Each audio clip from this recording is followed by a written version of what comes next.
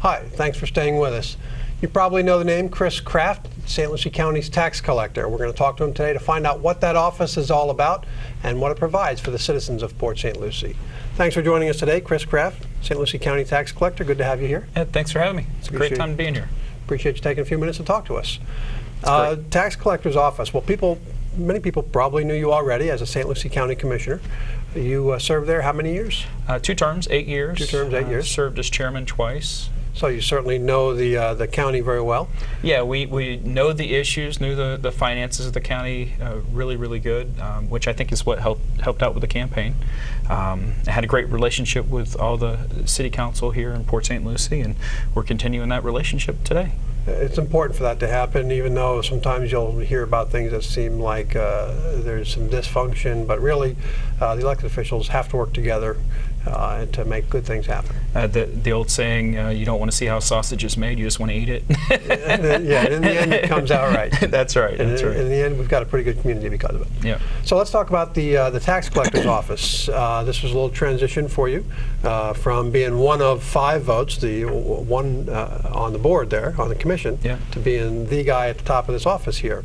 How is that transition, making that where you're the key decision maker on everything that happens? It's pretty incredible. I don't have to get 2 more votes to do something now. You don't have to persuade anybody. No. Once you have an idea, you vet it with your senior staff and everybody else that'll listen and get their ideas and input, and you move forward and enact your idea and see how it goes. And of course, you're the one place where people will point if there's something that someone doesn't like also. Absolutely. The tax collector, just the name alone kind of gives us a bad feeling in the community. But I think that for the most part, the people that come into our office, they experience the high level of customer service that they deserve, and we've been able to continue that, and hopefully in some areas we've been able to improve it.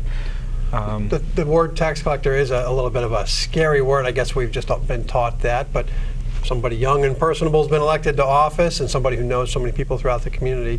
So do you go around and explain to people that, hey, the tax collector is not this negative position, it's not this bad thing, really? Yeah, absolutely. We're there. We act sometimes as an agent of the state, as the agent of the county. We collect revenues for the city and the school district and everybody. We're kind of where the rubber meets the road in the beginning, anyways. And we it's through those relationships that we're able to continue to provide the high level customer service. I have a big thing with my staff. I tell them, if you treat every person that walks through the front door as if they're my best friend, meaning you'll go out of your way to help them on every issue, we'll have no issues at all in the office, and this staff does that. So I actually had a real friend came in one day I hadn't seen in years. I grew up with him, and I walked over to one of the clerks and said, "You know who this is?" She goes, "Yes, Chris, that's your best friend." And they just continue along those lines. So anybody who comes in and says, "I know Chris Kraft personally," they're still going to get the same treatment. They're not going to get any better service than what they were before, because they're treating everybody like they're my best friend. So let's talk about some of those services. What exactly is the tax collector's office? What exactly do you do? What kind of services do you provide? Well, I think the most obvious is we collect the property tax and all the other parts of the tax bill. We collect all that and then issue it to each of the agencies that we collect for. We do fishing license and hunting license, all the stamps that come along with each of those. We do DMV, so you can get your title work done on your vehicles, your registration done on your vehicles. And what we've taken on more recently, which is really provided the greatest challenge that the office has had to deal with in decades, is now we do driver's license and state ID. Back after 9/11, the federal government passed a real ID requirement, meaning you have to show a certain number of documents in order to get your driver's license that's over and beyond what they had in the past. We're coming next couple of years, we'll have completed that whole process, except for with new driver's license for the first time, kids and some young adults who haven't had it before. And what that has done in our office is we used to have kind of a seasonal flow. You'd be able to go down at this time of the year and you didn't have any lines at all. Well, we have between 10 and 25 people waiting to get their driver's license on a daily at any given moment. Well, I'm going to give you some credit here because maybe that good customer service is paying off better than you expected, because I did a little snooping around on your website just before you came in, and I found this. We'll put it up on the screen now. The wait times at the driver's license office right now are 0 customers, 0 minutes, at least as of about a half an hour ago. And that's pretty impressive, because anybody who's come here from some other town probably knows of the agonizing waits that can be associated with that. And right now, at least if they hustle down, the time is go now. 0 customers. Go now. So it happens. Well, and my personal experiences there have been pretty good. Very great. Short waits. And I think what it is we've really tried to balance the workflow. In the past, at the Walton Road office, you'd go in, and every person that came in, they issued them a ticket. Well, when you do that with every customer, that means every customer gets the ticket. They have to take the time at the reception desk to get the ticket. Then they go and sit down. Now they have to watch up on the camera screen to find out and wait for their number, but there's another TV next to it that has a great cooking program on that they're really interested in. Before you know it, they're no longer paying attention to their number. They're learning how to cook their new chicken their chicken meal that night, and so it really slowed the process down. What we've done is we come in and removed the queuing system on the tax side, which is where you get everything done from paying your taxes to your title work. We removed the queuing system, so you don't get a number, you just stand in line. And we have probably about 15 clerks that work that line. And the wait times have dropped dramatically. Now on the other side, for driver's license, you're still issued a number, because those transactions typically take a little bit longer, and we don't want you to have to stand up for, who knows how long it may take. But what's great is every clerk can see on their screen how long the driver's license people have been waiting.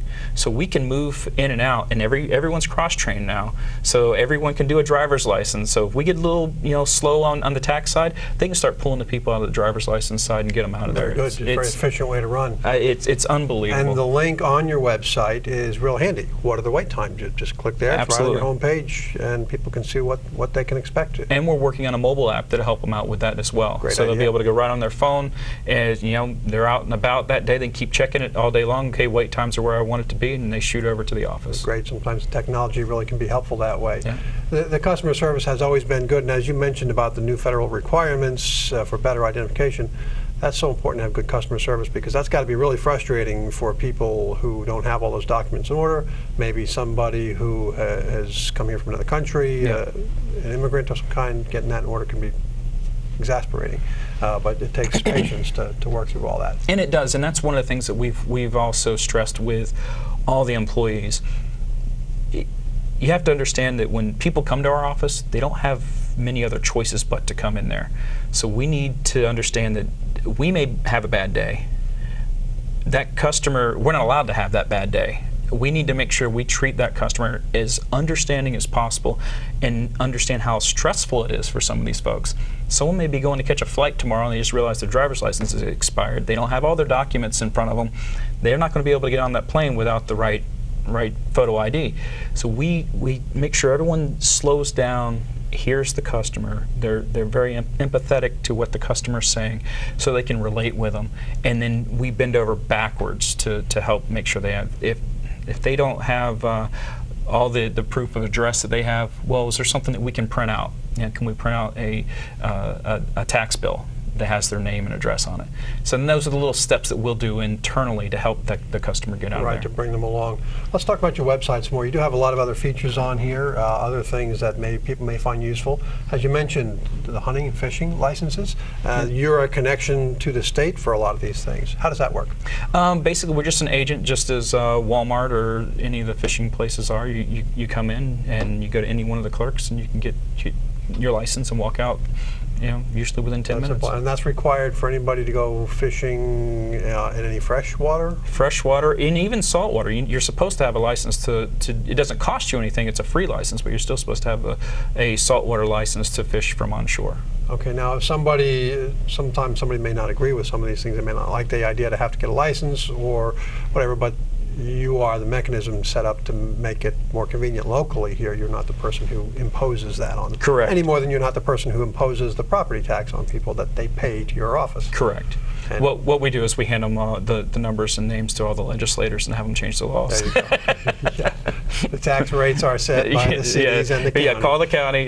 You know, I was the guy that got all those calls before as the county commissioner, but not any longer. Not anymore. Now you can point back to the other officials. So let's talk about some of the other things on here. Alarm permits, what's that all about? Alarm permits, so say you have an alarm on your home and you have to get the permit on it. And that permit typically goes to cover, goes back to the sheriff's office or the police department. I think it's the sheriff's office who responds to the majority of those. And it helps fund false alarms. Okay. You also have, you collect the taxes for tourist development. There is a tourist development tax on certain kinds of properties here. Describe that a little bit for us. Well, basically any hotel, motel, any place where it's a temporary stay. There's a bed tax is also what it's called. So places like Club Med, they pay into this, and that tax goes actually to fund the Met Stadium here in town. Pays for maintenance of Tradition Field. Yep, pays for the maintenance of it, pays for any expansion that they did. That's actually what funded the expansion along the third baseline a couple years ago. Oh, okay. And that's because that's related to tourism, that people come to town to see Met games. That's a good way to spend the money.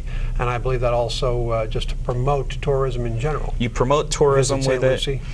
We actually used part of those dollars a couple years ago to help fund the Navy SEAL Museum expansion when they did that out there on North Hutchison Island. A great local resource, great museum that people will come from far, far away to come see. Absolutely, and many people don't realize that the first Navy SEALs, underwater demolition teams, were trained on the beaches of Fort Pierce. So at the tax collector's office, you have all these revenues coming in from various things, property taxes, licenses and tags of different types, and then you have to see that they go to the proper authorities.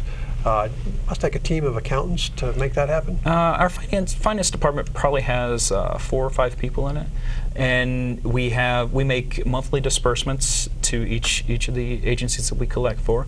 What we're actually going to do this coming year is we're going to increase the frequency of the disbursements. The state lays out a very minimal guideline.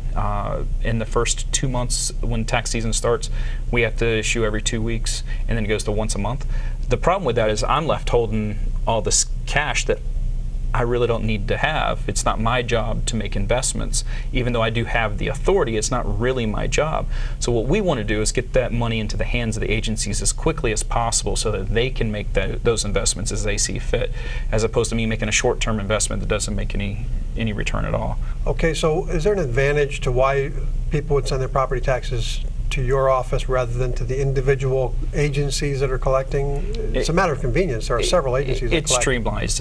Absolutely, it's about streamlining the process, and that's what we're here for. We're kind of the clearinghouse for all the agencies. So there are some 10 or 12 in Port St. Lucie on the tax roll. There's 10 or 12 different agencies between the city, county, school board. Exactly. Imagine a taxpayer having to write out an individual check to each of those agencies.